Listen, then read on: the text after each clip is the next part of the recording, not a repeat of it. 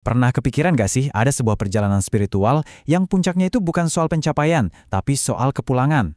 Yuk kita coba selami konsep bakabilah, sebuah keadaan agung yang digambarkan bukan sebagai pendakian, tapi justru sebagai perjalanan pulang ke rumah sejati kita.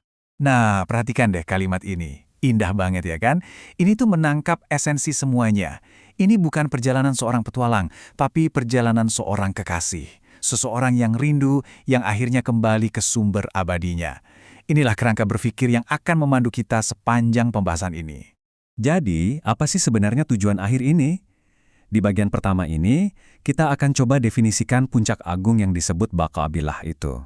Ini dia nih, poin krusialnya. Baqabillah itu bukan sesuatu yang kita dapatkan atau kita raih. Ini adalah sebuah keadaan, sebuah kondisi di mana hidup kita, setiap tarikan napas, setiap tindakan, itu nggak lagi didorong sama ego atau kemauan pribadi, tapi kita jadi semacam saluran bagi kehendak ilahi yang bergerak melalui diri kita. Nah, yang menarik banget dari sini adalah klarifikasinya. Ini bukan gelar yang bisa dipamerin atau mahkota yang bisa kita pakai ya. Bukan juga pencapaian yang bisa dibanggain.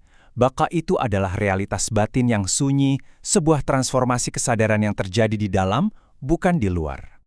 Oke, kita lanjutkan. Gimana sih pergeseran fundamental ini bisa terjadi? Semuanya dimulai ketika satu hal yang sangat dominan dalam diri kita ini mulai gugur, yaitu ego. Pertanyaan ini nih, inti dari segalanya. Apa coba yang sebenarnya terjadi ketika si aku yang selama ini jadi pusat perhatian mulai memudar? Terus apa dong yang tersisa? Nah, ini dia yang terjadi. Semua pertanyaan yang digerakkan ego ini, yang mungkin akrab banget ya di telinga kita, itu semua hilang begitu aja. Nggak relevan lagi. Keinginan buat dapat sesuatu, buat diakui, buat dinilai, semuanya luruh, bareng sama si ego itu sendiri. Dan metafora ini dengan cemerlang menggambarkan apa yang tersisa. Kehidupan yang mengalir aja, tanpa paksaan. Kayak sungai yang nggak pernah cemas soal tujuannya. Dia cuma ngalir, percaya sama arus yang membawanya. Dan ya secara alami akan sampai di samudra yang luas. Ini adalah sebuah penyerahan diri total. Waktu ego itu hilang, ruang kosongnya itu nggak dibiarin hampa loh. Sesuatu yang lain mulai mengalir melaluinya. Nah, di bagian ini, kita akan lihat gimana keadaan batin ini justru bermanifestasi keluar, jadi rahmat bagi dunia. Ayat ini jadi landasannya. Seseorang yang sudah mencapai puncak baka itu, ibaratnya dia menjadi cerminan kecil dari sifat rahmat ini. Menjadi bayangan lembut dari kasih sayang ilahi itu sendiri. Coba dilihat betapa nyatanya hal ini. Rahmat itu bukan lagi tindakan yang disengaja, tapi udah jadi esensi dari keberadaan mereka. Mereka memberi, ya karena itu udah jadi sifat alaminya. Bahkan mereka pun bisa membawa kedamaian. Setiap aspek keberadaan mereka jadi sumber kebaikan buat sekelilingnya.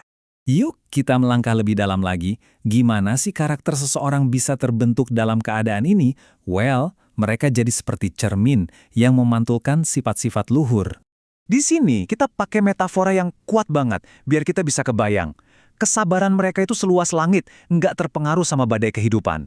Hati mereka selapang samudra, menerima semuanya tanpa menghakimi. Dan keikhlasan mereka itu seperti bumi yang terus memberi tanpa pernah bertanya, untungnya buat aku apa ya? Nah, disinilah bedanya kerasa banget. Bagi kebanyakan dari kita, berakhlak baik itu sebuah usaha, ya kan? Tapi dalam keadaan baka, akhlak yang baik itu bukan lagi latihan atau beban. Itu adalah pantulan spontan, kayak cahaya yang secara alami memancar dari sumbernya. Wah, saya suka banget metafora ini. Mereka jadi jernih, tanpa warna dari ego mereka sendiri. Apapun kehendak ilahi yang dituangkan ke dalam diri mereka, ya itulah yang terpantul keluar, murni dan tanpa distorsi sedikit pun. Oke, setelah membahas puncak yang begitu agung, mungkin rasanya jauh banget ya. Nah, tapi justru bagian terakhir ini adalah yang paling penting. Kita akan membahas di mana sebenarnya perjalanan ini dimulai.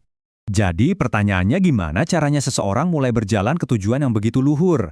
Apa harus dengan tindakan-tindakan heroik atau mengasingkan diri dulu? Dan inilah jawabannya yang begitu melegakan. Perjalanan ini mulainya bukan di tempat yang jauh di luar sana. Ia dimulai di sini, saat ini juga. Dari kesadaran sederhana yang kita pelihara. Dari kerinduan kecil yang tulus.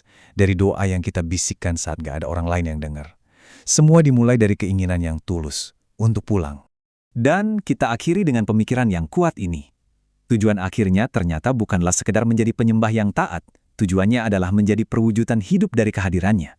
Hidup kita sendiri menjadi bukti, menjadi saksi bahwa yang ilahi itu tidak hanya ada di langit, tapi bisa hadir dan dirasakan di bumi melalui kita. Sebuah pemikiran untuk kita renungkan bersama.